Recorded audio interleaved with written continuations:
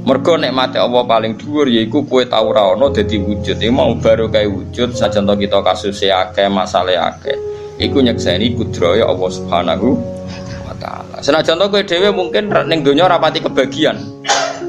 Misalnya ana wong sugih didik miliatan, kowe dhuwitmu 5.000 delikno ning peci. Paling gak kowe ngerti Gusti, kok jenengan kuwasa tenan kok wonten tiyang gadah harta wadah.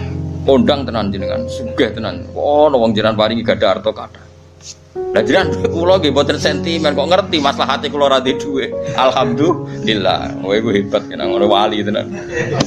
Oh, tak daftar wali kena kelakuanmu ngono. Tapi aku gak yakin aku yang ngono. Malah tak kok pengiran kene ora mlete, kadang mlarat mlete-mletene wong. Gusti, salah kula napa? Kok kula ora ndek wong ya ndek dhuwit, wong kok ora salah iku sapa?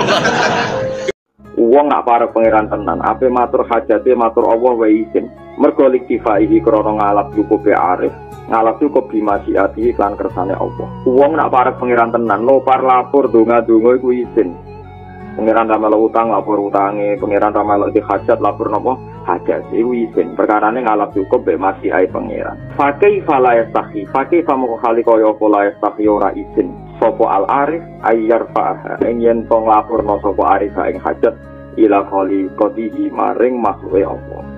Dadi wong sing para pangeran lapor kebutuhane ning Allah wae izin. Apa meneh lapor ning apa makhluk. Jelas. Mungkin nak iman tenan ciri utamane rukuk, ciri utamane saiki mboten. Orang tuh ndak nikmati rukuk dan sujud. Bedino salat tetap ngeluh, ora di dhuwit utange akeh. Mestinya ketika nganggap sujud itu segala-galanya, ditegir sujud itu senengnya bukan Nabi itu nak nyifati sujud saking senenge. Hatta takuna sajdatul wahidah khairan minad dunya wa ma fiha. Sehingga satu sujud lebih baik dari dunia dan seisinya. Coba sekarang, nanti kamu di akhirat, identitas kamu yang menjadi sah masuk surga itu hanya sujud kamu. Tapi kita sujud itu biasa wae seakan-akan ndak nikmat Allah yang luar biasa untuk duit akeh. Konflik itu dimulai dari tersinggung. Saya ulang lagi, konflik itu dimulai dari tersinggung. Saya punya sekian khazanah tentang ngelola tersinggung. Saya berkali-kali cerita itu. Suatu saat Imam Syafi'i didatangi orang, cium tangan, terus hormat. Setelah itu orangnya menghujat. Dilaporkan sama santrinya, itu orang yang tadi nyium engkau, di luar menghujat engkau, menghina engkau. Imam Syafi'i tertawa-tawa, baguslah saya wibawa, di depan saya agak berani. Enteng saja, dianggap enteng saja. Enggak kok, wah itu khianat, itu munafik, enggak. Alhamdulillah saya wibawa, buktinya di depan saya tidak berani. Diceritain lagi, orang separuh dari kampung ini enggak suka jenengan Imam Syafi'i, karena engkau terlalu ngendikan hak. Baguslah, kalau enggak suka saya berarti enggak ngutang saya. Yang masalah tuh yang suka-suka itu bisik-bisik minta-minta. Jadi dianggap enteng saja. Kalau Anda sudah bisa ngelola konflik seperti itu, ringan saja. Kalau kita punya problem, pasti ingin ketemu orang yang punya kekuatan untuk menghilangkan problem itu. Kalau kita ingin punya hajat dan ingin solusi, ada solusinya, pasti ingin ketemu orang yang mengendalikan hajat itu, yang bikin solusi. Jawabannya, siapapun makhluk itu pasti punya keterbatasan. Siapa yang tidak punya keterbatasan itu? Hanya Allah Subhanahu wa ta'ala.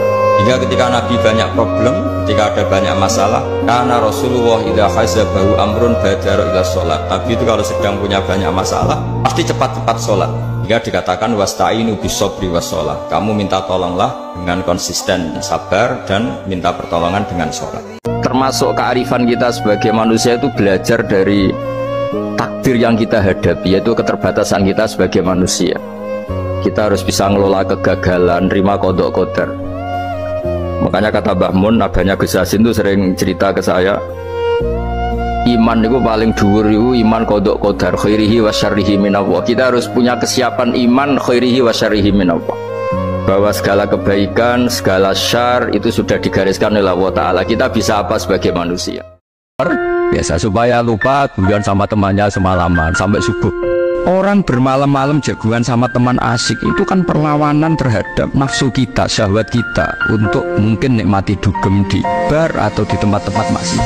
Itu setan di Indonesia tuh kakuati sama kita. Orang supaya tidak tertarik maksiat itu Ki Jawa cukup ketemu kanjane masak terong guyon, gejol-gejolokan zaman mondok, suwengi lulus sangka maksiat. Saya ini pengagum teori ikhlas.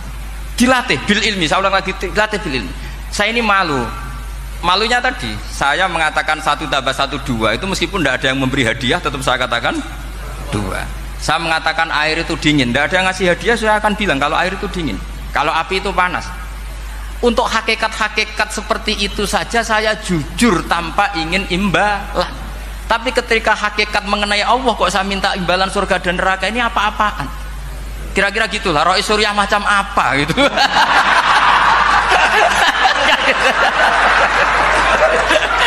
Ya saya kira demikian. Assalamualaikum warahmatullahi wabarakatuh. Waalaikumsalam warahmatullahi wabarakatuh. Kalau orang membawa keris menjadi syirik karena percaya sama makhluk. Orang misalnya kejawen kalau nggak bawa keris nggak nyaman. Orang kota itu kalau nggak bawa ATM juga nggak nyaman. Itu tidak dihukumi syirik. Kamu pergi lupa bawa HP nyaman enggak? Enggak, kenapa enggak dihukumi syirik?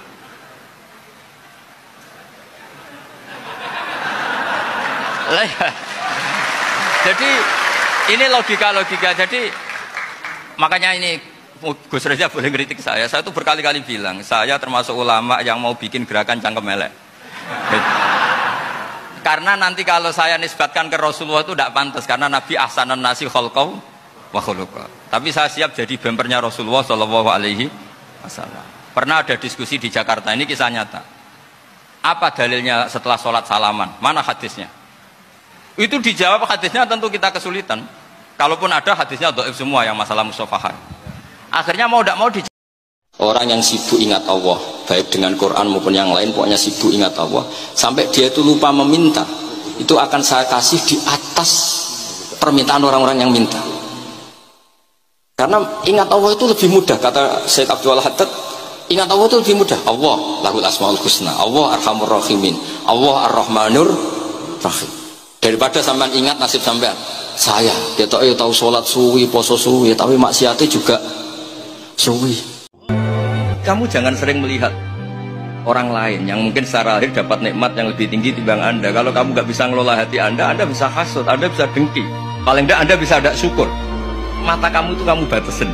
Jangan melihat sesuatu yang potensi menjadikan Anda tidak syukur. Kalau kamu nyari nafkah itu sudah ibadah, menyaksikan macam-macamnya orang itu juga ibadah. Bahkan menambah khazanah ilmu. Gara-gara jalan-jalan sering ngerti orang yang buntung.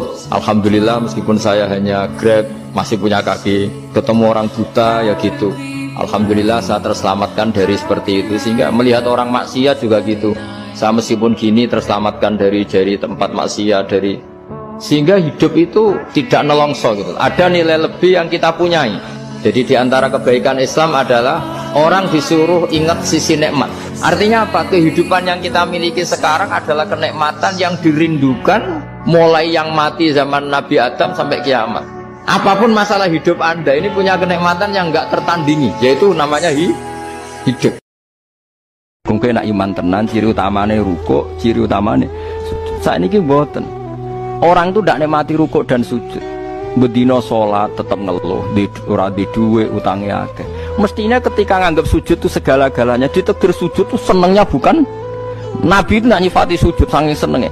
Hatta takuna sajdatul wahidah khairan minat dunya ma fiha. Sehingga satu sujud lebih baik dari dunia dan seisinya. Coba sekarang, nanti kamu di akhirat, identitas kamu yang menjadi sah masuk surga itu hanya sujud kamu. Tapi kita sujud itu biasa wae, seakan-akan tidak nikmat Allah yang luar biasa untuk duit akeh. Kalau mencintai Allah itu dengan mencintai manusia itu beda. Aturannya juga beda. Kata para ulama, kalau Allah itu suka kalau dimintai. Tapi kalau kamu mencintai seseorang, kamu sering minta, wah itu istaqballahu minna. Jadi Allah itu suka apa? Allahu yakhdabu in tarakta su'alahu wa banu adam yakhdab. Jadi Allahu yakhdab in tarakta su'alahu. Allah justru tersinggung kalau orang yang mencintai dia kemudian tidak sering-sering minta. Tapi kalau Bani Adam semakin sering dimintain malah nafsu ya, malah tersinggung, malah capek. Jadi sama-sama kalimatnya juga mencintai. Kalau mencintai Allah itu dengan mencintai manusia itu beda. Aturannya juga beda. Kata para ulama, kalau Allah itu suka kalau dimintai. Tapi kalau kamu mencintai seseorang, kamu sering minta, wah itu istaqballahu minna. Jadi Allah itu suka apa? Allahu yaghdabu in tarakta su'alahu wa banu adam yaghdab. Jadi Allahu yaghdabu in tarakta su'alahu. Allah justru tersinggung kalau orang yang mencintai dia kemudian tidak sering-sering minta. Tapi kalau Bani Adam semakin sering dimintain malah nafsu ya, malah tersinggung, malah capek. Jadi sama-sama kalimatnya juga mencintai. Allah itu akan menindak apa yang kamu perbuat oleh hati kamu. Bima kasabat qulubukum. Sekarang begini, kamu melihat orang koruptor misalnya punya uang miliaran, terus kamu kagum, wah enak jadi koruptor, uangnya banyak, bisa apa saja kesampaian. Kata itu adalah menjadi maksiatul qalb, hati kamu maksiat. Karena kenikmatan cara Allah ya taat, mestinya iku iri. Wah, wong kok senenge pangeran ngono, seneng sujud, seneng tahajud, wong kok senenge ibadah.